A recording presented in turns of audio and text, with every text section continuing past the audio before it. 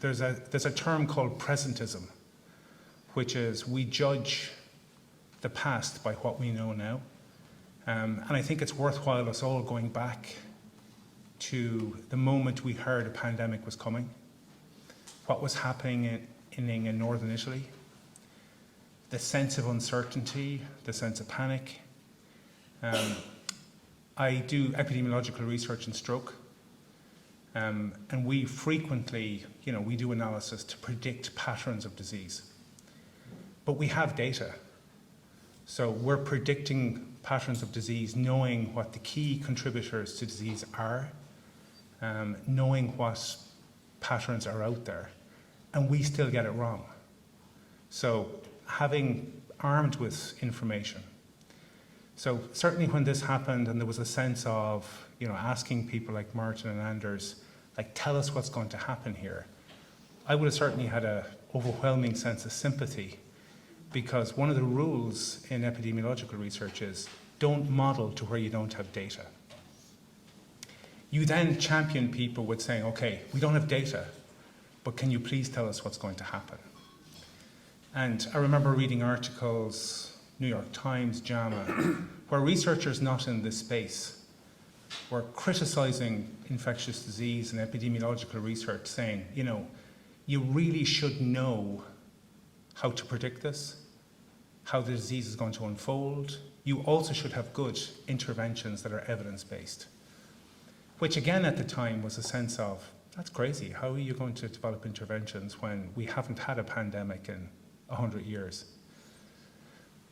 But that self-same defense and a sense of, it's not fair to expect the research and public health community to know won't apply next time, because we should know better. We should have learned from this one. And there is a sense, and I had it too, and Maura mentioned it yesterday, of this kind of collective sense of, it's over, let's forget about it, let's drop the masks, let's have a few drinks.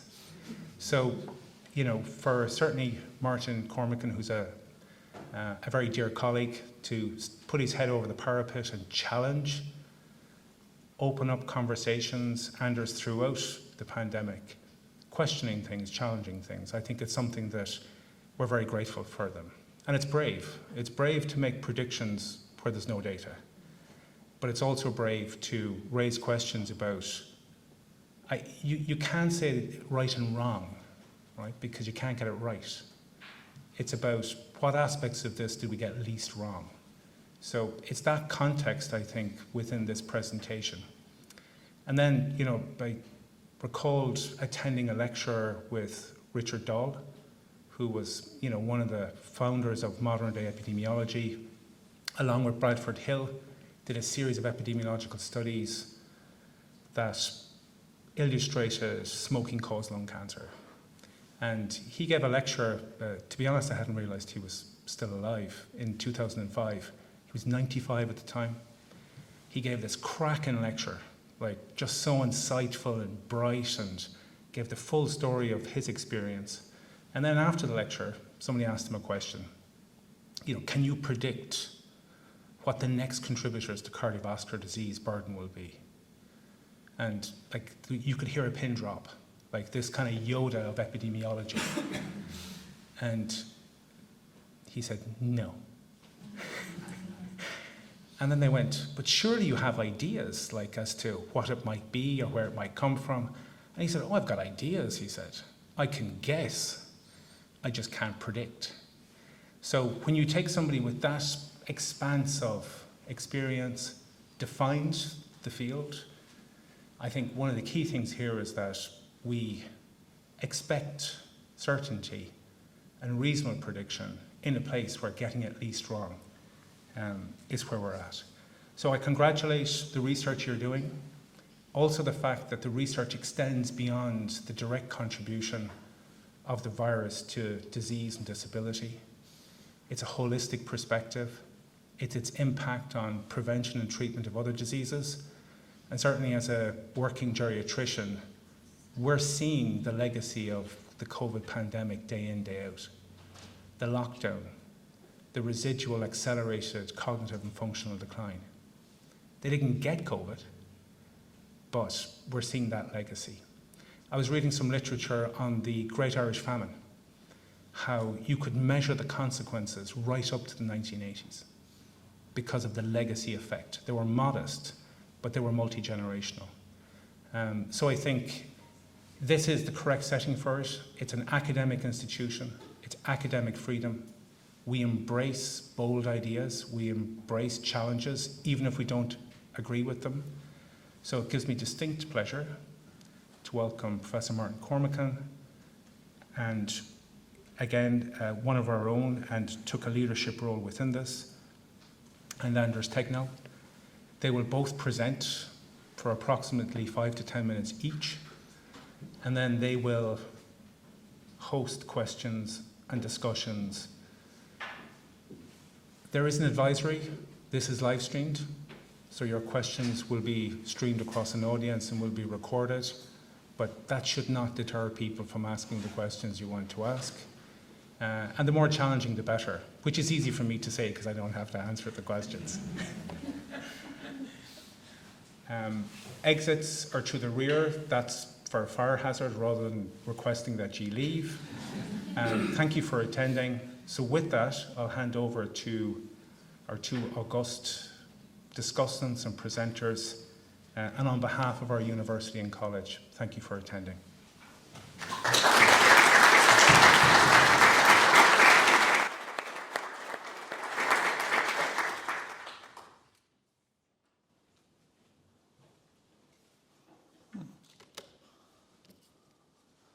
See how this works. Thanks a lot for inviting me here. I'm not sure if that does work, so you might have to.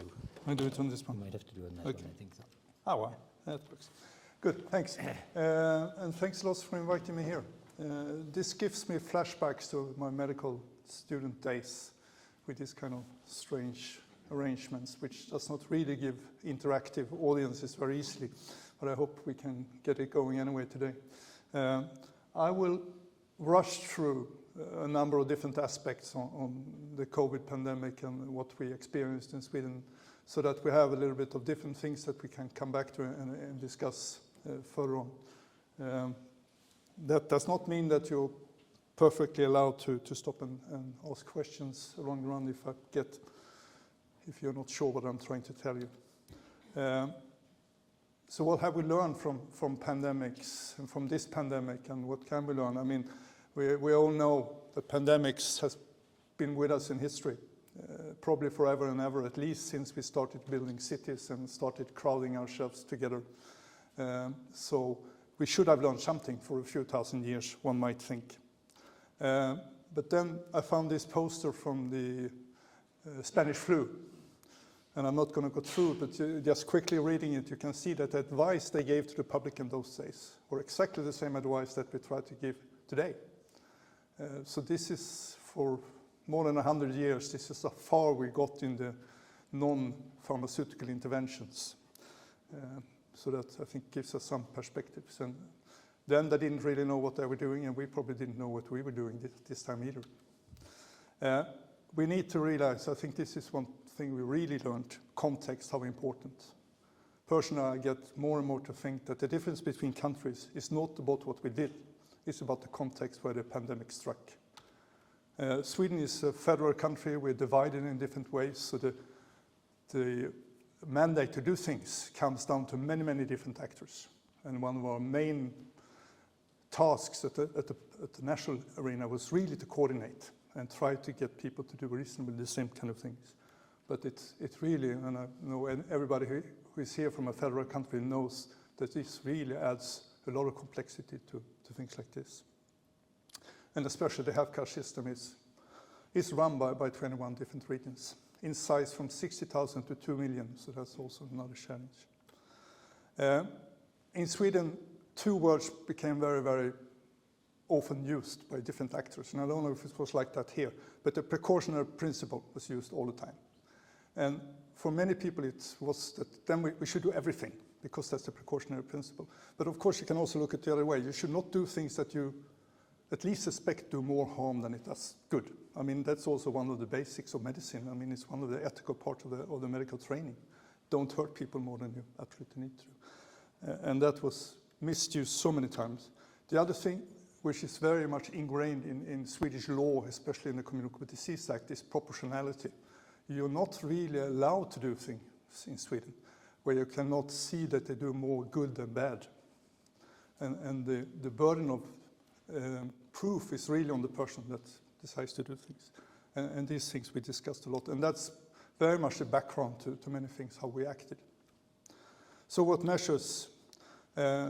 Sweden, like some countries, I'm not quite sure how it was in Ireland, but we had a fantastic introduction of the disease in a very short time. 1 million Swedes travel away from Sweden during our winter holidays for 3 weeks, 4 weeks. And it's quite interesting because some people travel during a good time, that's the ones in the very south, that was before the outbreaks in Europe. Some people traveled during a bad time, 2 weeks later, and came back with enormous amounts of cases. So very, very quickly, the whole system in Sweden was overloaded, and we needed to go from stopping the disease to mitigating the disease. And here again, this is a lot of discussions around, was this really the correct decision to take, but we didn't really have any choice. But we tried to do this, which is sort of classical pandemic ways to handle a pandemic, I thought, until this pandemic, because in this pandemic there was suddenly forces saying that we can stop it. It has never happened in history that we stopped the pandemic, but this time there was a lot of belief in stopping it completely, while we really tried to keep it at a reasonable level so that the health system could take care of it. And what we did is really try, and we talked about in the pandemic project, and I think it's good, we need to tailor measures. We can't sort of close everything down. We need to find where most of the disease is spread. And it's not easy to know from the beginning. I mean, there were some things we learned from Italy, from China, and so on. And we wanted to, of course, reduce contact intensity in different ways. And we followed the Spanish flu rules. We did testing and contact tracing. That's also another myth out there that we didn't do it at all in Sweden, which is not at all true. We did frequent communications, 198 press conferences. I'm still asking Henrik why we didn't 2 more so we could. Then I'm sure we could have sent it to the Guinness Book of Records. And another thing we learned is this is, and we talked about in the pandemic project too, I think very nicely, that this is a whole of society problem. A pandemic cannot be handled by healthcare services or even by communicable disease control and so on. So these are just a number of different actors that we work with, anything from the Scouts to the Swedish Church to the Children's Ombudsman and so many different actors that were involved in this. And that took us some time to get those things into place. So I think that's a learning thing for the future. These are different actors that public health needs to have contact with constantly. And of course then came the vaccinations. And I think we don't really want to think about what would have happened during this pandemic if vaccines didn't come. Because even if Omicron seems to be nicer, I'm not quite sure how much nicer it is if you don't have a vaccine in the background. And you can see here how the waves after the vaccination start looked completely different. So that was the big game changer, and I think what we spent a lot of time and effort trying to implement in a good way. We vaccinated everybody about 12. We did a very structured vaccination, starting with the elderly people's home, where we know most of the people got really serious ill, and then worked our way down during the different age groups. So what were the challenges? I mean, in the beginning, we talked a lot about the super spreader. And that really made a lot of predictions. We talked about predictions, very, very difficult to understand, because you could run like 50 big events and nothing happened. And on the 51st, you happen to get a super spreader in place. And a scenario like in South Korea with hundreds of people getting infected came into place. And that makes measures very, very difficult to validate. And I think it also made a lot of the research we tried to do afterward also very, very difficult to interpret. So that was one thing. The other thing was the elderly people's home. And I'm quite happy to come back to that discussion, because these are really the areas where we need to learn, because these were, I think in most countries, were really severely hurt, and so many people died in these places. And this is from US, so that you can probably name any country in the world and you have the same kind of problem.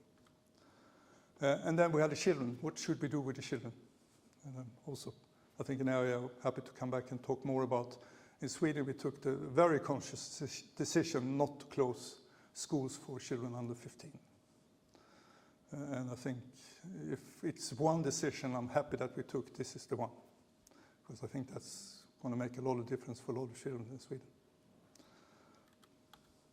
And then we had the hard to reach, the vulnerable groups. You can call them many different things. In public health, we all know about them. They have more of probably any kind of disease you can say. They are more prevalent in these groups, and they have higher risks. They smoke more, they have worse diet, everything. And they also got much more hurt during this pandemic than any other groups. And I think once again, that's something we see. And here we did, we looked at the risk to have to spend time in intensive care if you have a background in different countries. And as you can see, if you have a background in Africa and live in Sweden, your risk is 6 to 7, almost 6 times higher than for a person living in Sweden. And of course, this is not genetics or anything like that. This is socioeconomy with different ways. They work in places where they meet more people, they live in more crowded conditions. Yeah, many, many different things. And another learning experience, I think, that we really need to take. And you can take different curves. This is intensive care and mortality on the same child, but basically showing the same thing. And also that the gradient, the further away from Sweden you are, basically, the higher risk. So really high risk for the Middle East and Africa, and then becoming lower and lower.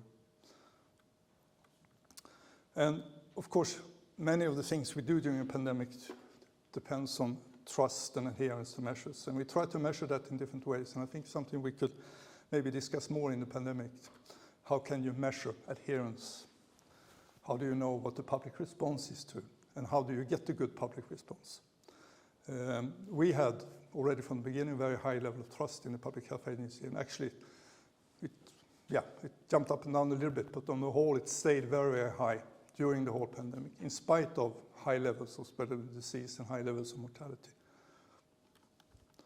And we could see that people actually also listen to us, because we can, with mobile phone data, we can see how people move around in Sweden. We can compare it to other Nordic countries.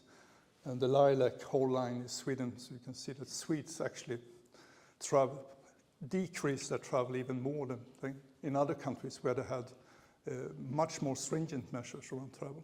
So you can get very far with recommendations and soft measures if you have the trust in your population.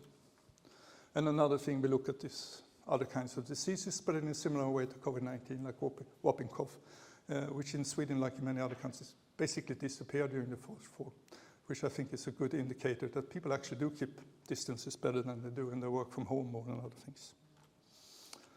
So what do we now measure toward the end? And we had a discussion about that just now. And excess mortality, you can do it in many different ways. Of course, in Sweden, we like the ones where we see Sweden suddenly coming very, very low down in one of the countries that has among the lowest excess mortality. Ireland is even lower. But if we use another method, we can get Sweden to become the lowest.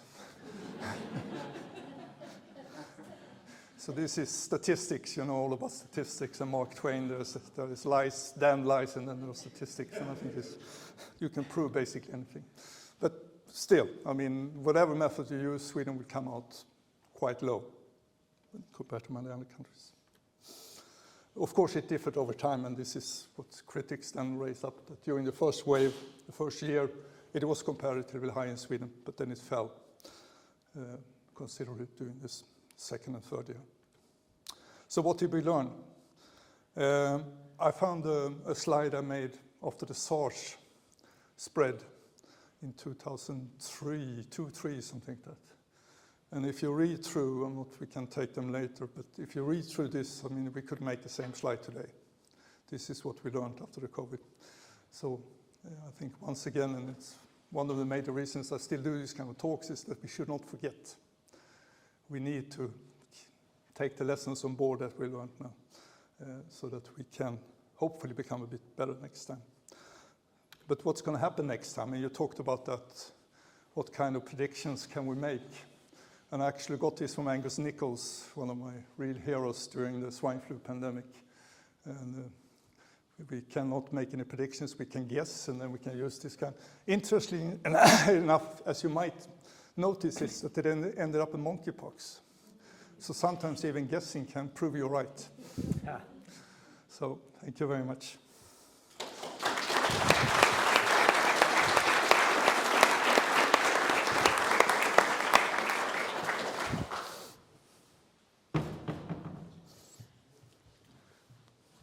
Thanks very much, Anders. I'm going to be very brief. I've been reliably told that many people in Ireland have heard quite enough of me already. I wish you hadn't all laughed so much at that, but We're laughing with you. as I was listening to Martin and Anders talking, I was remembering that my boss, when I worked in the United States in the 90s, used to quote, I believe he was a baseball player called Yogi Berra, who said, making predictions is hard, especially about the future. So very briefly, I suppose, if we ever look at doing something like this again, if we ever have to, and I hope it's not in my lifetime, then I think, as was articulated by others, it's really important to state what it is we are trying to do if there is another pandemic. And that is about managing the short and the long-term harm to health and well-being of the whole population with the lowest practical impact on individual freedom and on the environment, because I think the environmental impact of the pandemic management is something that we need to be very conscious of. And it's about the health and well-being of the whole of the population. And although some of the metrics that we can look at, like how many people are getting how many people are dying of the actual disease, it's the broad picture of what's happening to the entire population health is what is easy to lose sight of when you're focused on a short-term metric. So that's not the same thing as the lowest possible number of infections this week or this month. It's a bigger thing. It's much harder to measure, but at least if you state what you're trying to do, if you keep your eye on the ball, then there's a better chance you're going to be heading in that direction.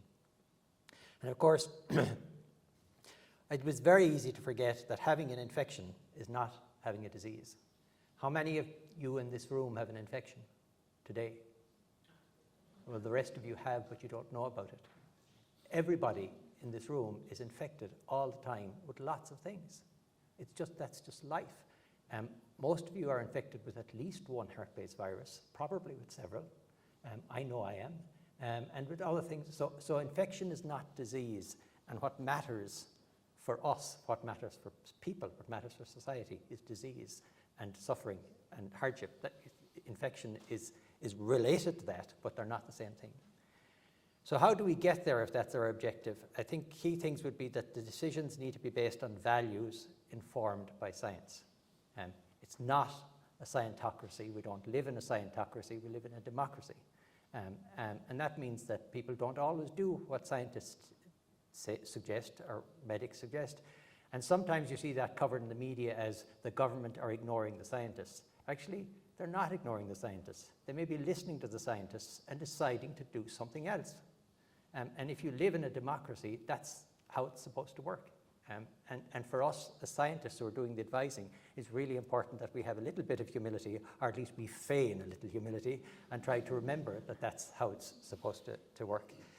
What we shouldn't do, though, and what does tend to happen, is we shouldn't reshape the evidence to prop up a decision that is not evidence-based. So we should be honest about it and say that actually there isn't evidence to support this, but we're going to do it anyhow because we think it's appropriate, because of our values and because of a democratic society, or because there's a public demand for it, or for other reasons it may be appropriate, but it doesn't mean that it's evidence-based. In terms of health and social care, the biggest challenge for everybody, and I count myself in this, was the challenge of caring in the face of fear. Fear of infection and fear of blame, which was a huge thing. A lot of people knew what the kind thing to do was and didn't do the kind thing because they were afraid somebody would blame them for not following the guideline. And one of the things we have to emphasize so much not just during pandemics, but forever, for all time, is that guidelines are not a rule book and they're not a law, they're a guideline. And I often said to people, we used to do weekly webinars at one stage during the thing, and one of my lines at the end of the webinar was, if you have to choose between the guideline and kindness, you should almost always go with kindness. But people were often afraid, because if something bad happened and they were blamed, so I can stop here now, because if anybody wants to know what I have to say about the pandemic, they can find it on this link, and nobody's going to be able to remember the link. So what I did is I checked on Google, and if you put in ResearchGate, Cormican and Dashwood into Google, it will take you directly to the article. That's one of the advantages of using a weird literary reference in the title of your paper, is makes it easy to find. So it's there on ResearchGate if anyone is interested. And I'm going to stop at that and ask Anders to join me here, and we'll happy to listen to your questions if I can.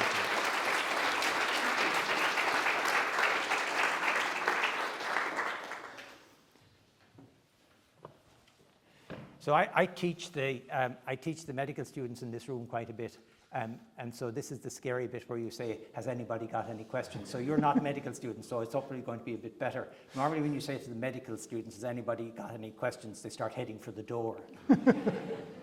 So any questions or comments or observations? Yeah, I'm not going to know your name, so excuse me for pointing at you, but yeah, please.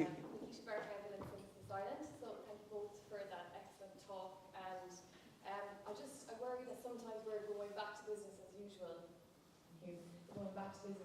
and not integrating the lessons that we learned during the pandemic. And my question is, how do we capitalise on the literacy in the public, policymakers, decision makers on evidence? As that not one type of evidence, like an expert's opinion, is the evidence that is, the whole tree of different evidence types and values of transparency, and how do we make sure that we bring that forward and don't forget it?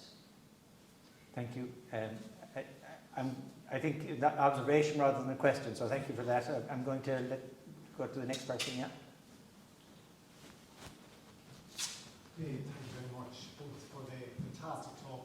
My name is Jerry Malloy, I'm from the School of Psychology at the University of Galway. I'm very interested in the decision to keep the schools open in Sweden, and whether that was an evidence-based decision or whether that was based on some socio-cultural values. I make the dangerous prediction that's something we might regret in Ireland and other contexts that kept schools closed for so long. I'd be interested to hear what Anders has to say about what drove that decision in Sweden. You mentioned that it's something you're particularly proud of. Could you perhaps say a bit more about what led to that decision? I think two parts. I mean, from our part, the epidemiology part and the infectious disease part, was that we had all the indications that children were very, very seldom sick. I mean, Chinese, Italian, all the data told us that. So we were not really worried about the children. And also the data told us that children were very seldom spreading the disease even. So that was also quite clear. And then we had the advantage of that we actually have people in our agency who work with school and school health and those kind of things. And there is plenty of evidence how bad it is, especially for disadvantaged children, not to be able to go to school for many different reasons, not only because of education, but also because school lunches, social context, and all of these kinds, which I'm sure you're quite aware about. So I would say, not complete evidence, of course, because we didn't know exactly, but we tend to forget, I think, sometimes that sure, it was a new virus, but it was not completely new. It was a respiratory virus. We know a lot about respiratory virus. We know a lot of context. We know a lot of what's good. And I think the other part was that we had an intensive discussion about school closures during the swine flu pandemic in many different contexts. And I was myself involved in networks and so on where we discussed that. And at that time, we tried to collect evidence, and there was very little evidence, even with flu, that it makes much of a difference to close schools. So we felt quite safe, both because we know that the possible side effects that children were going to get very ill were very, very low. But also, even worse so, we knew that if we closed the schools, we might really have a big problem for them. And I think the third part of it, which I think, different between different countries. We really had a long-term vision the whole time. We said, this is not going to go away. We're going to have to work with it for longer. I don't think anybody would have liked to think about 3 years, but we realized it's going to take a long time. So we're not talking about closing school for a week or two. Thank you very much.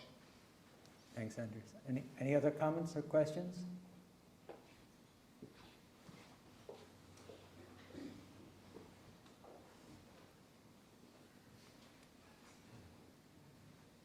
Jared Farley from the School of Medicine. Thank you very much for your reflections.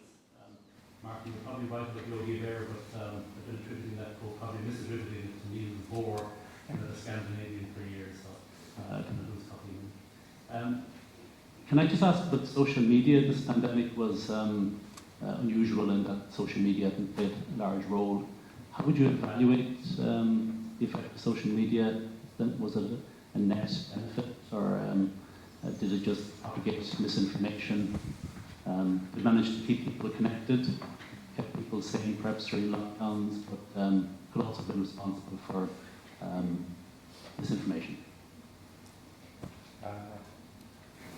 So thanks, Jared. I think you first of all, I agree with your perspective that managing social media was a new part of managing a pandemic. I don't think any of us had been through that before. There are a couple of parts about it. The first I have to say is just a personal observation, is that one of the best decisions I made was that I stopped looking at Twitter about 2 months into the pandemic, because I found that on Tuesday it was adulation and on Wednesday it was abuse, and both were equally toxic in different ways. So I stopped looking at it. I mean, I think it has a value for it. Social media was really valuable and was very heavily used to communicate to people.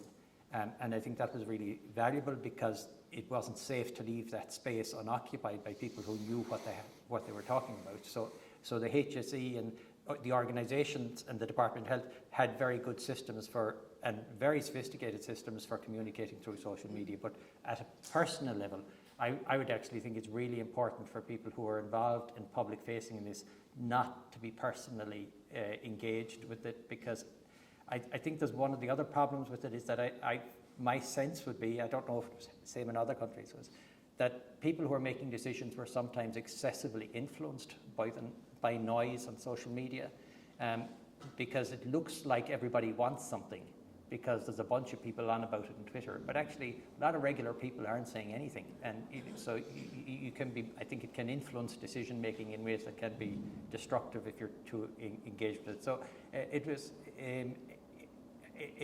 and as you said, the misinformation was huge, but I think the only way that you can practically deal with that is to keep communicating. And there's a great line that somebody told me once about communication, is that there's nothing so hard to fake as being genuine.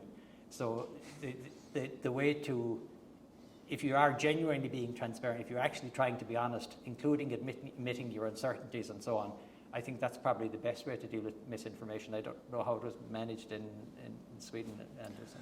No, I think personally I have a very similar experience. I did not go out on social media, and from what I learned from friends and family that was a really good choice, because it was not a nice place to be. And there are other people who dealt with it in a similar manner, and Henrik here was one of them, in a similar manner, that really tried to fill it with good information to try to somehow to counteract. I think what made me being able to handle this was also that, as you said, this is only a very small part of your population that is actually out there, and even smaller part who are these really toxic people. And we did these regular surveys where sort of 75-80% of the Swedish population continually said that they had a high level of trust in us, and they really believed in what we were doing. And when I was out in the street and recognized people, quite often came up and told me, we are so happy with what you're doing and so on. And I think those kind of things can counteract, but I completely agree. Getting engaged in social media as an individual in this kind of position is a bad choice to make. I might just add that the HSE also was monitoring public confidence, and as was the Department of Health in Ireland.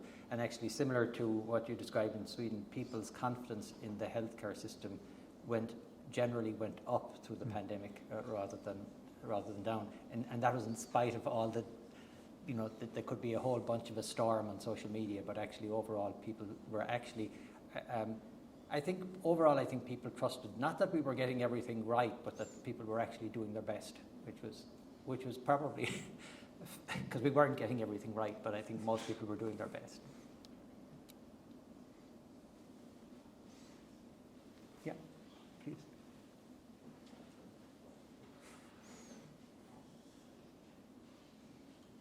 The microphone is coming.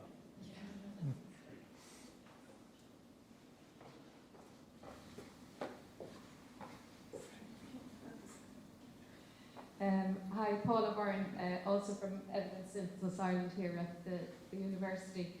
And I'm interested in kind of there's a lot of talk about pandemic preparedness now, and I know there's grants and money and all of that going that way.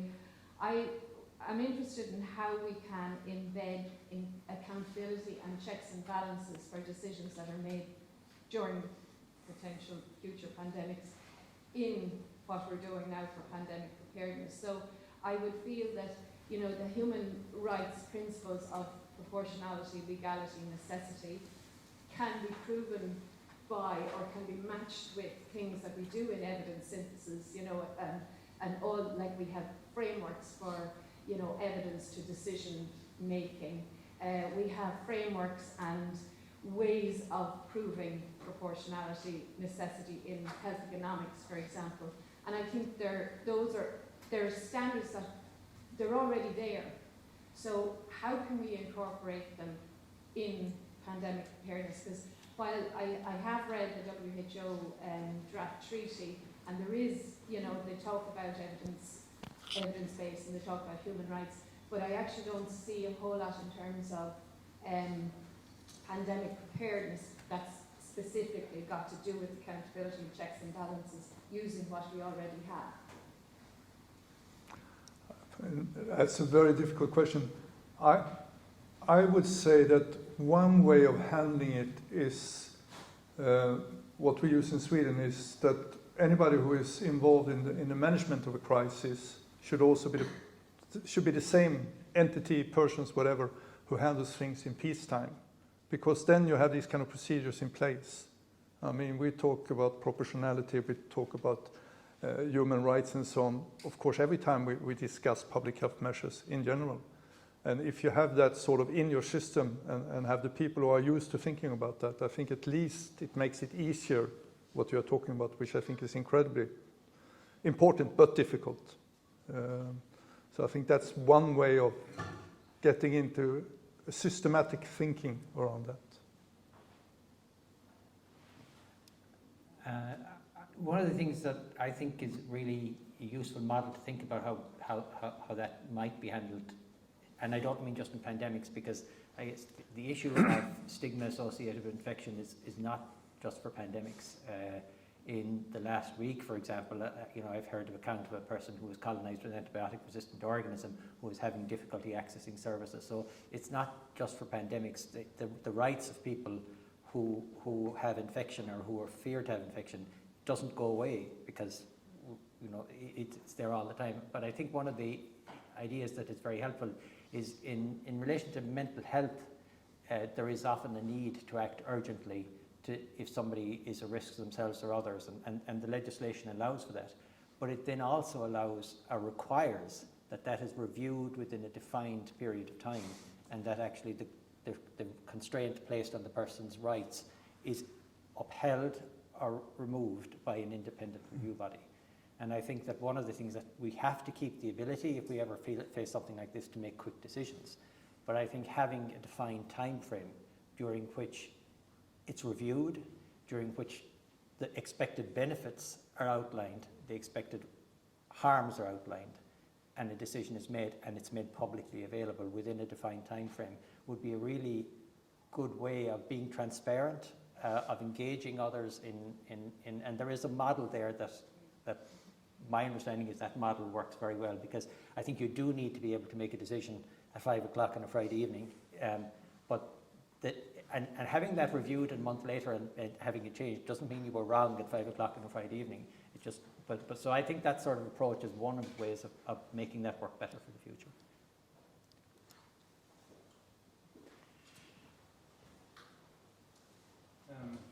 It's kind of a follow-on question, really, but you mentioned context and then decisions.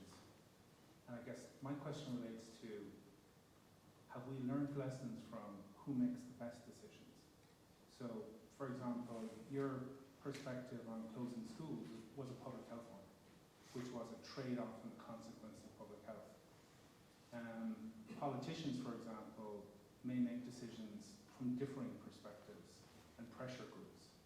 So, do you think we've learned lessons from what's the best structure of decision-making between experts and public representatives? I think that at least we're getting closer to when we do, like I said before, that we keep on doing this, taking decisions within the mandate where we're normally comfortable and where we have experience and know what we're doing, because that's what happened in Sweden. The Public Health Agency has a comparatively wide mandate, but it's very clear, it's legally established, and we took the decisions that we were comfortable with taking within that mandate. And when we, for different reasons, saw that that was not enough, we need more, then we went to the government, to the political level, and sort of told them, okay, we need more, and what can we then do? And then they took decisions on, for example, big gatherings where we did not have the mandate and the knowledge and understanding how to do it. So I think it does not always mean that we take the right decisions, but I think it's at least it's better than changing, because I think that's one of the more dangerous things you can do, is suddenly change people who sit in decision-making positions during a crisis and putting into some special kind of body and think that that's going to get better, because normally it doesn't, because then they start taking decisions without really understanding the background to what they're doing. I mean, as I understand it here, Martin, the answer is that we don't have that structure. But and so in relation to how things were perceived and addressed, people were often, I found this was very interesting to hear people discussion about who was making decisions, because actually a lot of what were described as decision-making bodies were actually groups that were making recommendations, because it ultimately, under the Constitution, under our Constitution, it is the government who makes the decisions. And it goes back, I think, to one of the points I made at the beginning, is that the government has to decide who it takes advice from, and it has to decide what to do with the advice. So who makes the best decisions? I suppose if we live in a democracy, under our Constitution, the government makes the decisions. Whether we like them or not, that's our Constitution. And I don't think you want to change that in a crisis, because it undermines the fabric of democracy. Inevitably, it means that sometimes decisions are made that are not based on science or public health advice.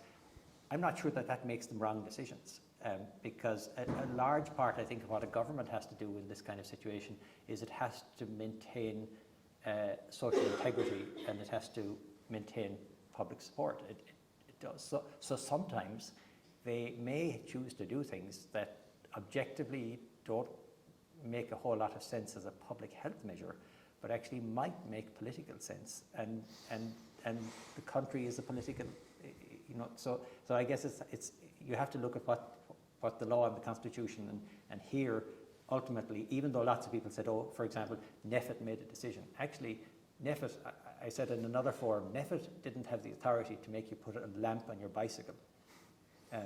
NEFIT was an advisory group. And if somebody if the government took that advice as a decision, that was the government's responsibility ultimately, because that's the Constitution. Sure, but just to follow up, I mean, both Sweden and Ireland are democracies. Yes. But what you're articulating, and I'm not challenging democracy, is that you can, within a democracy, have different approaches where the decision lies with the expertise more so than with politicians. And I guess it's around moving forward Is there something we should consider in restructuring how that happened, and maybe not?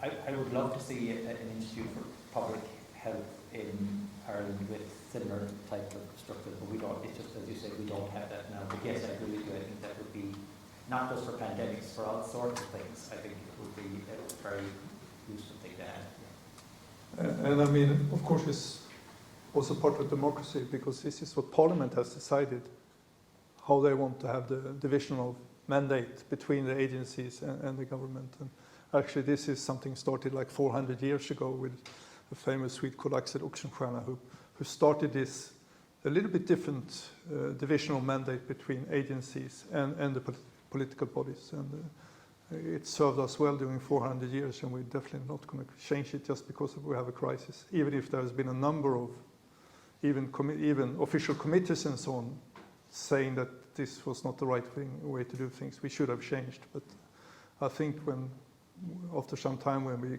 sort of can sit back and think a bit more clear about it, I think everybody still agrees that this is a nice way of doing. I think the politicians are at least as happy with it as we are, because they can, for some of these minute details where they don't really feel very comfortable about taking decisions, they have another body who can take care of it. Any other?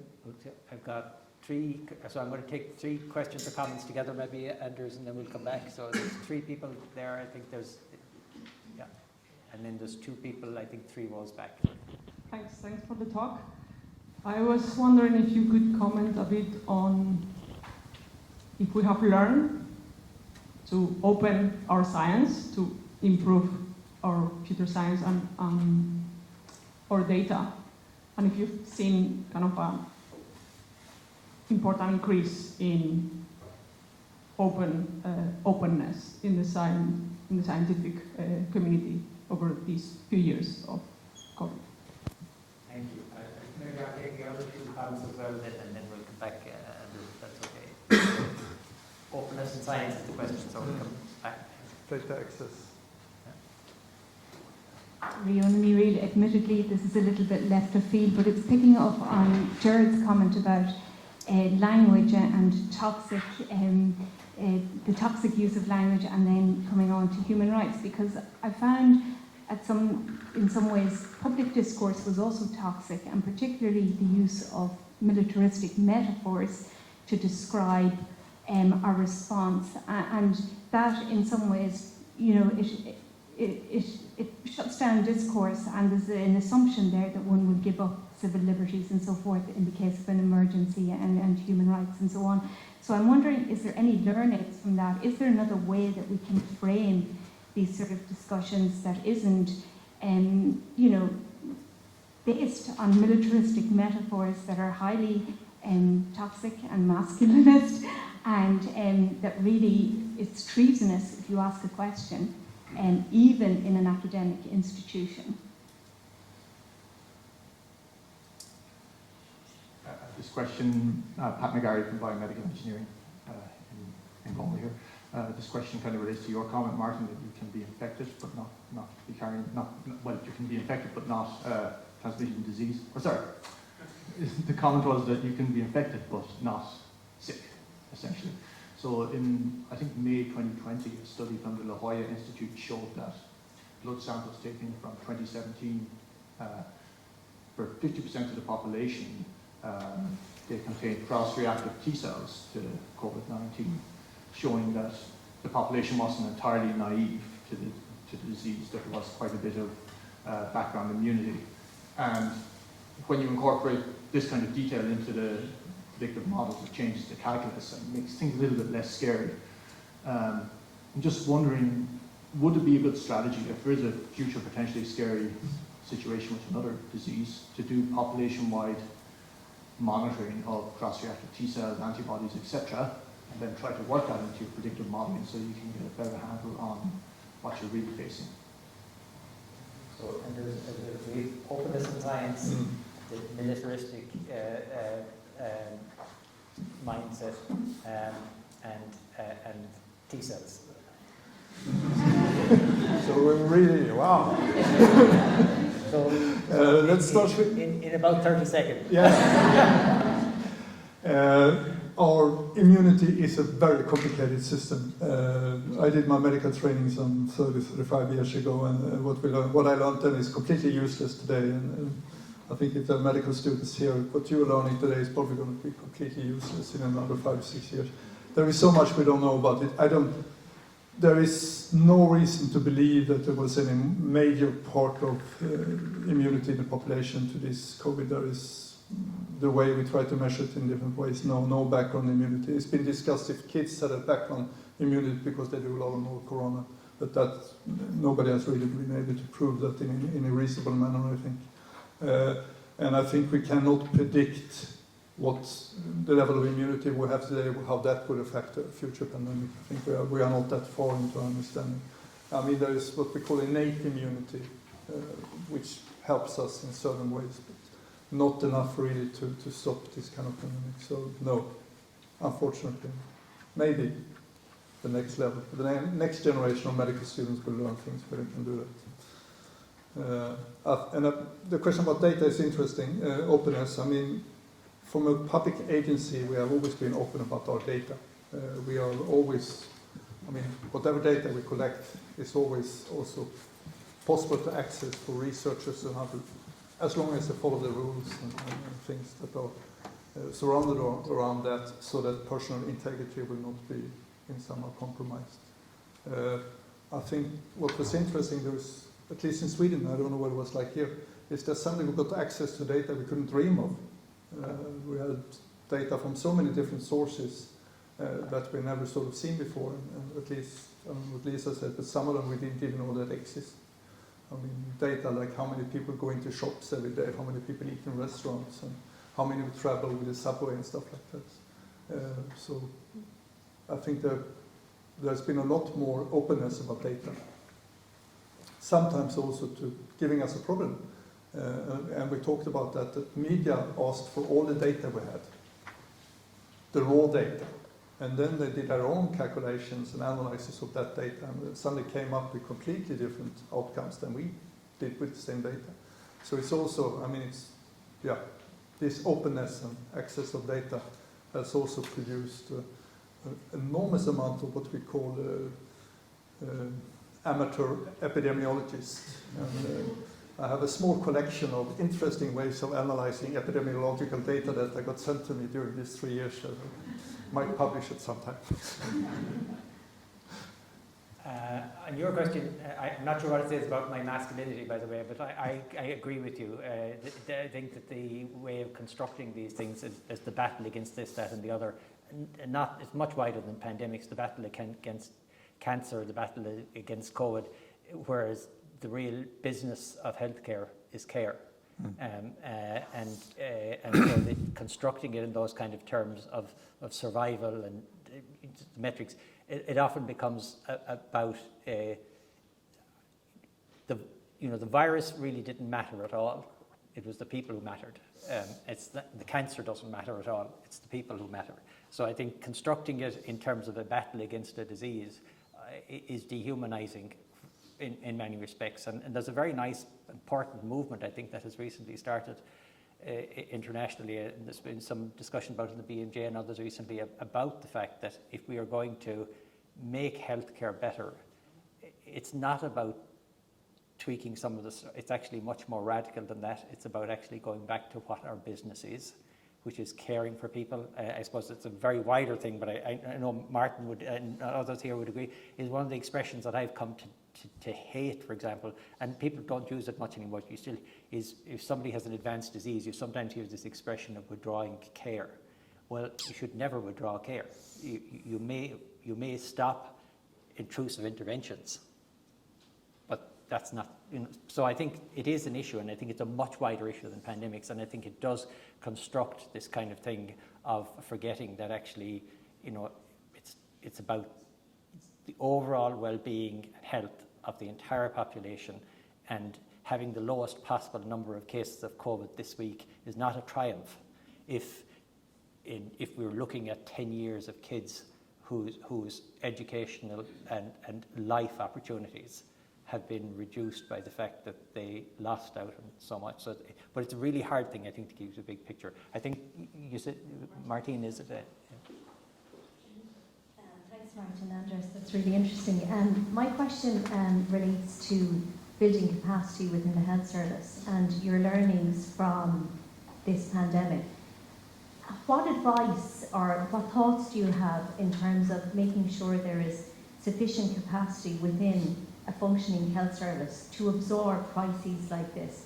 Because while we may not get a full-blown pandemic, you know, in the next 5 to 10 years, hopefully, you know, there'll be different things that will ride through. And what are the learnings, I suppose, in terms of making sure that there is that capacity to absorb these kind of challenges? Thanks. I mean, I worked as a clinician for a couple of decades, so I have some understanding of the health systems, and they are incredibly complex organizations. My sister is an economist, and she works with sort of private companies and stuff like that. And she usually, when I try to sort of tell her about the problems in healthcare and so on, she usually says, it's never going to work. That kind of organization is doomed to die. Because the steering mechanism and so on are just not fit for purpose. So it's very difficult, and I think healthcare is quite impressive because it has a capacity to adapt for short terms very, very quickly and very efficiently. And I'm always quite impressed with it. When there's a big accident and so on, the whole hospital can sort of completely change very quickly. I think the big challenge this time was that the big pressure over a long period of time. And healthcare is not very good at that because it works at maximum capacity constantly. And I had that discussions with a number of leaders in healthcare quite some time and say, okay, maybe it's like this, that healthcare should not work at 100% capacity. Maybe it should work at like 80, 85. Because then people will feel much better, they will have a more healthier life, and you could take this kind of sort of big challenges much easier. But it's so difficult because healthcare, there is always a need for more healthcare. This is like a black hole. One of the heads of the Swedish Society for Regions once said that I've been through 3 decades of new interventions and everything. And every time they said, okay, now we know how to take care of stomach ulcers, we give them medicines, we don't have to operate anymore. We're gonna have so many free beds. And he said, during 30 years, I've never seen a free bed. It's always gonna be filled by something else. So in that way, it's very, very difficult to say what exactly you're gonna do. But I think you need to have this conversation going, and you need to keep the experience they have done right now. And I think the experience is not so much to have a much redundancy, but much more the experience on how do you actually change and adapt and be flexible. How can you, I mean, in Sweden, we're very impressive. I mean, in just a few weeks' time, we increased our intensive care capacity by 100%. And those kind of, I think how you do that and how you can do that again without hurting the system too much is. And then on the other hand, we had the problem with so many people who didn't get the care they needed. I don't know what it was like here, but in cardiology and many other places, people did not come for checkups and so on. And not so much because there wasn't capacity to do it, but because they were afraid not to come. So, yeah, no good answer, but it's just to say that it's trying to find new models on how to run health services. Good luck. I think, Martin, is the larger question there as well, is that what we call healthcare is actually not healthcare at all, it's disease care. And one of the things that I think societies, and we keep, I think, creating the illusion that if we spend enough on healthcare that we can fix all of these things, and actually we can't. There'll never be enough. There will never be enough. No. You could double the budget of the national healthcare system, it wouldn't be enough. And we actually, there's a lack of honesty about actually having the conversation with people that there will never be enough. Not in my lifetime, not in your lifetime. And so we need to start talking about what are our expectations and how do we reach those expectations and how do we make sure that there's a balance between what people expect the system can provide and what we're prepared as a society to fund. And that requires us being honest about saying actually we can't fund everything. And the danger of keep putting money into what, so I'm a medical practitioner and I like my job and I try to do as well as I can, but the danger about hiring more of me is that actually we know that the most important things for health are not more of me. The most important things for health are nutrition and education and space and exercise and how we organize a society. So life expectancy for most people, expectancy of life and well-being for most people would not materially change if you doubled the number of beds and consultants. It would make it very little. But if you actually got better care for the kids who are living in poverty, including better education and all that. I think we have to be careful about becoming the trap that's always sucking in more resources and delivering diminishing returns, which we do. We are diminishing returns. Healthcare systems throughout the European Union are in a situation of diminishing returns. You double the budget and it will make very little real impact, I think.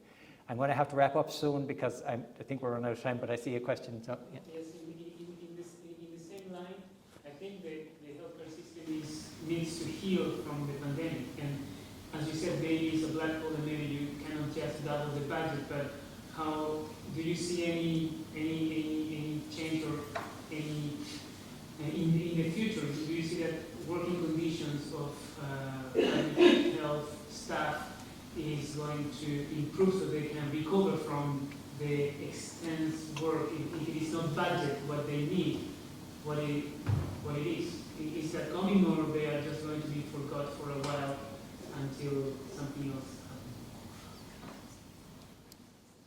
happens? I suppose for me, I think one of the things about helping healthcare workers recover is actually managing the expectations.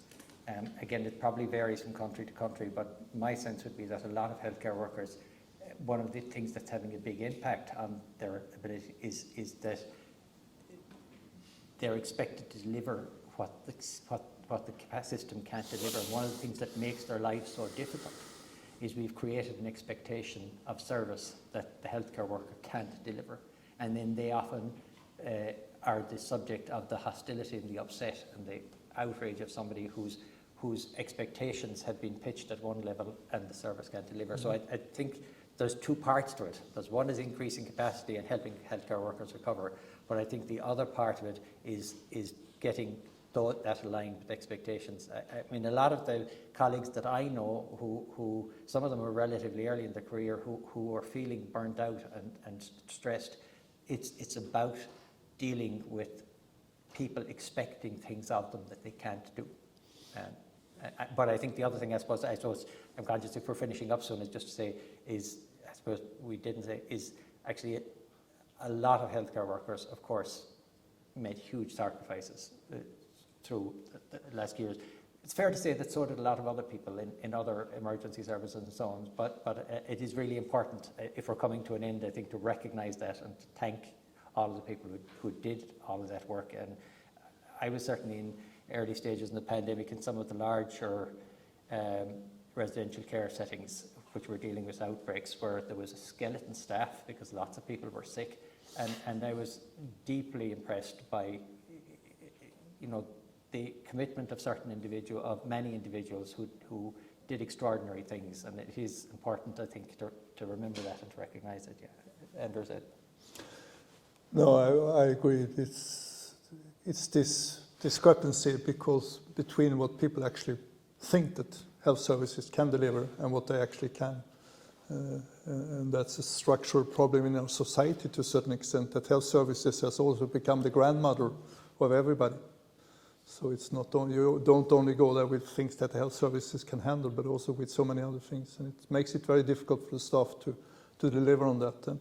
And it comes back to organization, I think, because there is not enough strong enough organization to really make it clear both to the staff and to the world around it what health services reasonably can be expected to deliver and what they can't. And they can't make us live forever. It is one of the things I think. Last question, I think, and then I think we need to wrap up, I think. But, yeah. Anders Martin, Ed Carty, I work in communications in the university here, and I worked in government as an advisor at the start of the pandemic. So I appreciate your insight, but I have two things. Anders, I have a question just for you specifically. Do you think that access to vaccines in Sweden had a particular bearing on the decisions that you were able to take at the time? And the second question I have is whether or not you would have any advice in relation to how to manage the divergence between the public health advice or the decisions that the public health advisors would wish government to take and the political opposition that there would be to that. Martin kind of touched on it in terms of the structure as to how decisions are made, but if we're in a scenario like this again, what advice would you give in order to allow the correct decisions to be made or the preferred decisions to be made? On the first part, no, I wouldn't say that. We didn't. I mean, sometimes people have said that we should have known that the vaccines was going to come so quickly, but I'm pretty sure that at least 9 out of 10 of vaccine experts, when the pandemic struck, would have said we're talking about 2 or 3 years as a minimum before we have a reasonable good vaccine on the market, and that it went so quick was due to a number of happy circumstances, I would say. We were really lucky. This was not something that was planned. We were lucky that, that there were new technology that had been used for decades but never really proved to be very good, that suddenly worked in this, and also that the disease was possible to make a vaccine from. So that's clear. What you're asking is really very much contextual, and I think Martin also said that we need to realize that many of the decisions that are going to be taken are going to be a combination of evidence, medical expertise, and political expertise. And I think that's what's really worked very well in the Swedish system, that there was a constant dialogue between the agency with the medical and technical and evidence-based expertise and the government, who understood the sort of political context, what is possible to do, and what kind of things you need to weigh together to make reasonable decisions for a whole of society approach. And I think that to foster those kind of dialogues and build a trust between those those different parts of society, I think that's quite important. And that's the other part of Sweden having this system in place for such a long time. There is not only a high level of trust between the population and government and politics, but there is also a high level of trust between at least most of the politicians and the agencies. And that makes it, I think, comfortable for the politicians to sort of have this kind of dialogue, and that we jointly can arrive at decisions that's sort of reasonably good for all of society. So, thank you, Anders. I'm going to thank Martin for introducing us, to Niamh and Ed for all of the work that went into getting us here, Maura Connolly especially, because a lot of us are here because Maura's brought us together in relation to the Pandem project, and this is at the end of 2 days of pretty intensive work on Pandem, so thank you for that, and especially thanks to all of you for coming, for participating, and I think it's actually a great success that we were able to have something like this, which was open to anybody who wanted to come, and that we were able to have a conversation. And I'm sure that many of us disagree on many of the things we've talked about, but we've all done it in a civilized fashion, which is great. So thank you very much for making this a success.